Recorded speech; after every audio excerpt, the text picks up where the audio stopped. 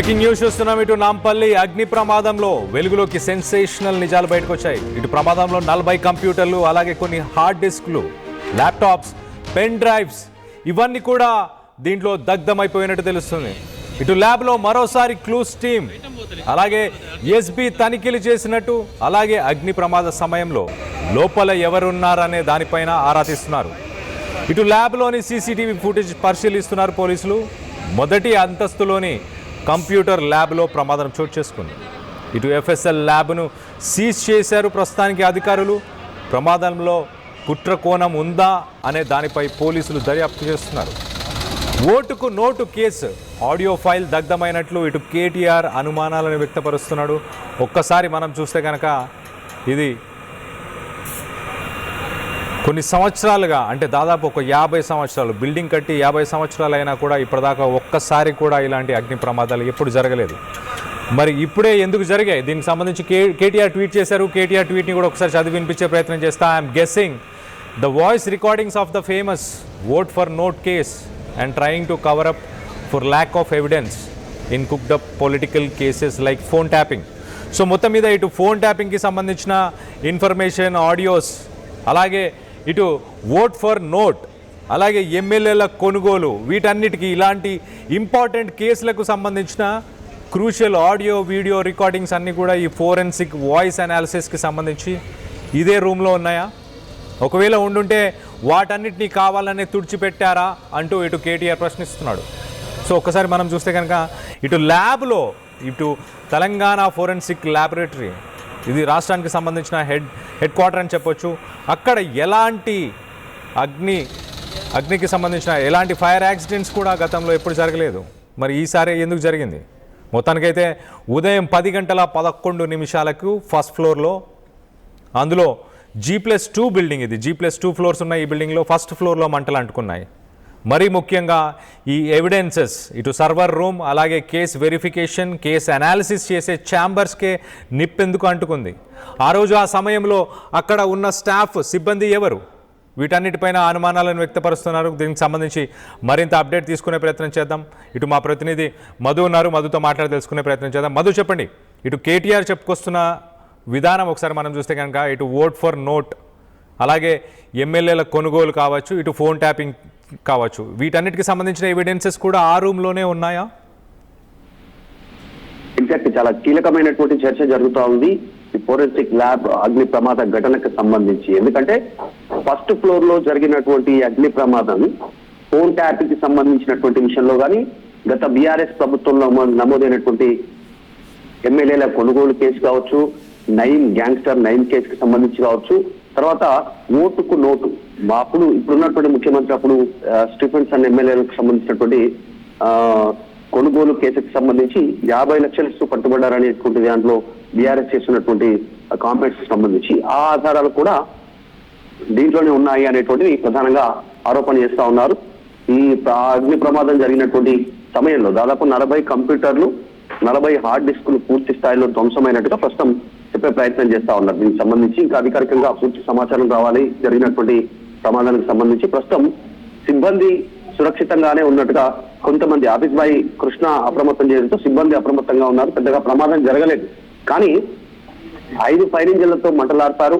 ఈ central zone DCP Shilpavalli పూర్తి స్థాయిలో అక్కడ నుండి డీటెయిల్స్ తెలుసుకునే ప్రయత్నం చేశారు. ఎంత మేర నష్టం జరిగింది, ఎంత మేర ఏం జరిగిందని. దీంట్లో 40 కంప్యూటర్లు ధ్వంసమయ్యాయి, 40 హార్డ్ డిస్క్లు ప్రమాదానికి ఆహుతయ్యాయి, కొన్ని పత్రాలు కూడా కాలిపోయాయి.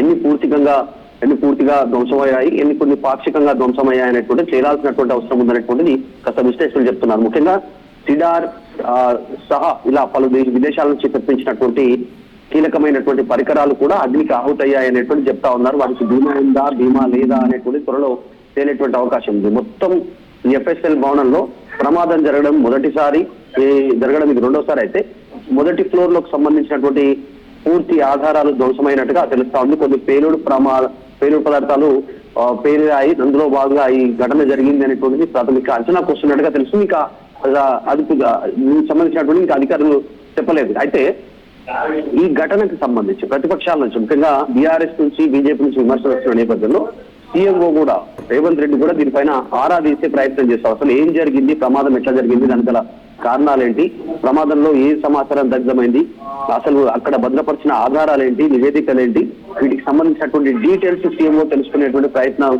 చేస్తా ఉన్నారు. దానికి సంబంధించి అంచనా వేస్తా ఉన్నారు. దీన్ని కావాలనే ధ్వంసం చేసే ప్రయత్నం చేస్తారనేటువంటిది విమర్శ చేస్తా ఉన్నారు కేటీఆర్, వర్కింగ్ ప్రెసిడెంట్ బీఆర్ఎస్ పార్టీకి సంబంధించి. ఇంకా పూర్తి డీటెయిల్స్ రావాల్సింది, ఎన్ని కీలకమైనటువంటి అప్డేట్స్, ఎన్ని కీలకమైన ఆధారాలు ధ్వంసమైనటువంటి తేలే అవకాశం ఉంది. అయితే మధు, సాధారణంగా పోలీసులు ఎస్పెషల్లీ ఇట్లా ఫోరెన్సిక్ సైన్స్ ల్యాబొరేటరీస్ ఎఫ్ఎస్ఎల్స్ ఇలాంటి వాటి చోట్ల ఎప్పుడైతే ఎవిడెన్సెస్ని పెడతారో ఆ ఎవిడెన్సెస్కి కొంత బ్యాకప్స్ కూడా ఉండే అవకాశం ఉంటుంది. అలాంటి బ్యాకప్స్ ఏమైనా ఉన్నాయంటూ ఇటు డీజీపీ కానీ ఇటు ఎఫ్ఎస్ఎల్ డైరెక్టర్ కానీ ఎవరైనా చెప్పారా? దానికి సంబంధించి ఏమైనా మాట్లాడారా? ఎగ్జాక్ట్లీ దానిపైనే ప్రస్తుతం అంచనా వేస్తా ఉన్నారు. ఎంత మేర ఫైళ్ల దగ్గర సంబంధించినటువంటిది బయట జరుగుతున్న ప్రచారానికి సంబంధించి ఫోరెన్సిక్ ల్యాబ్ లో ప్రతి ఫైల్ కు డేటా బ్యాకప్ ఉంటుందంటూ డీజీపీ శివధర్ రెడ్డి చెప్పే ప్రయత్నం చేశారు. అక్కడ జరిగింది కేవలం ఒక అగ్ని ప్రమాదమే కానీ ఆయన ఈ ప్రకటనలో విడుదల చేసినట్టు పూర్తి ఫైళ్లన్నీ దగ్ధమయ్యాయి, పూర్తి ఆధారాలన్నీ తుడిచిపెట్టుకుపోయాయి, అగ్నికి ఆహుతాయి అనేటువంటిది నమ్మొద్దు, అసత్య వార్తలను నమ్మొద్దు, ప్రచారం చేస్తున్నటువంటి వాటిని సోషల్ మీడియాలో ప్రతి దానికి బ్యాకప్ డాటా ఉంది అనేటువంటి డీజీపీ చెప్పే ప్రయత్నం చేస్తే ప్రస్తుతం చేస్తా ఉన్నారు. ఈ షార్ట్ సర్క్యూట్ తో ప్రమాదం జరిగింది, లేదంటే కొన్ని ప్రమాద రసాయనాలతో ప్రమాదం జరిగింది, ఇవన్నీ త్వరలో తేలుతాయి ఏం జరిగింది అనేటువంటి. కానీ ప్రస్తుతానికి మాత్రం ఈ బ్యాకప్ ఉంది అనేటువంటిది ఒక ఇన్ఫర్మేషన్ చెప్తా ఉన్నారు. దాంతో పాటు ఈ సెకండ్ ఫ్లోర్ గనక ఈ అగ్ని కీలాలు కనుక పూర్తి స్థాయిలో అందుకుని ఉంటే ప్రమాదం చాలా తీవ్రత పెద్దగా ఉండేది. అక్కడ మొత్తం కెమికల్ ల్యాబ్ సెకండ్ ఫ్లోర్ లో అంతా కూడా, కాబట్టి ఇంకా పెద్దగా ఇన్సిడెంట్ అయ్యేటువంటి సిచ్యువేషన్ ఉండే. వెంటనే మంటలారటంతో ప్రమాదం తప్పిందని చెప్తా ఉన్నారు. పూర్తి వివరాలు మళ్ళీ ఒకసారి అధికారికంగా పోలీసులు ప్రకటించేటువంటి అవకాశం ఉంది. Right Madhu, thanks for the latest update. మొత్తం మీద 1974లో ఈ భవనాన్ని కన్స్ట్రక్ట్ చేశారు. దాదాపు 52 సంవత్సరాల తర్వాత మొదటిసారి మరి ఈ సర్వర్ రూమ్లో, ఎస్పెషల్లీ ఈ సర్వర్ రూమ్ అలాగే కేస్ వెరిఫికేషన్ అనాలిసిస్కి సంబంధించిన ఛాంబర్స్ ఉండే రూమ్లో దాదాపు 40 కంప్యూటర్లు, హార్డ్ డిస్క్లు, ల్యాప్టాప్స్, పెన్ డ్రైవ్స్ ఇవన్నీ కూడా దగ్ధమైపోయాయి. మొత్తానికైతే ఇటు డీజీపీ శివధర్ రెడ్డి మాత్రం వీటన్నిటికీ కూడా బ్యాకప్ ఉంటుంది అంటూ ఆయన చెప్పుకొచ్చే ప్రయత్నం చేశారు. ఇటు ఎఫ్ఎస్ఎల్ డైరెక్టర్ శిఖా గోయల్ కూడా అదే మాట చెప్పుకొచ్చే ప్రయత్నం చేశారు. కేస్ ప్రాపర్టీకి సంబంధించి ల్యాబ్ డ్యామేజ్ అయింది కానీ అలా ఫిజికల్ ఎవిడెన్స్కి సంబంధించిన శాంపిల్స్ మాత్రం అవన్నీ కూడా ఇంటాక్ట్గానే ఉన్నాయి, ఇంకా బాగానే ఉన్నాయి అంటూ చెప్పుకొచ్చే ప్రయత్నం చేశారు. మరోపక్కన ఇటు బీఆర్ఎస్కి సంబంధించిన కేటీఆర్ సెన్సేషనల్ ట్వీట్ అనుకోవచ్చు, ఓట్ ఫర్ నోట్, దానికి సంబంధించిన ఎవిడెన్సెస్ ఏవైతే ఉన్నాయో ఆ వాయిస్ రికార్డింగ్స్ వీటన్నిటిని ల్యాక్ ఆఫ్ ఎవిడెన్స్ కింద చూపించి ఆ పొలిటికల్ కేసెస్ నుంచి తప్పుకునే ప్రయత్నం ఏమైనా చేస్తున్నారా అంటూ ఆయన ట్వీట్ చేశారు. మొత్తం మీద ఈ సంఘటనకు సంబంధించి మీరేమనుకుంటున్నారు? దీంట్లో ఏదైనా కుట్ర కోణం ఉందని మీరు అనుకుంటున్నారా? ఇటు పోలీసులు అయితే ఇన్వెస్టిగేషన్ చేస్తున్నారు ప్రస్తుతానికి. దీంట్లో కుట్ర కోణం దాగి ఉందని మీరు అనుకుంటున్నారా? కేటీఆర్ స్టేట్మెంట్తోని మీరు ఏకీభవిస్తున్నారా? దీనికి సంబంధించి మీరేమనుకుంటున్నారు? మీ అభిప్రాయాలని కింద కామెంట్ రూపంలో తెలియపరచండి. Local to global news at your fingertips. మీ చేతిలో ఒక ఆయుధం. Download Raa TV app. Media legend Ravi Prakash is back.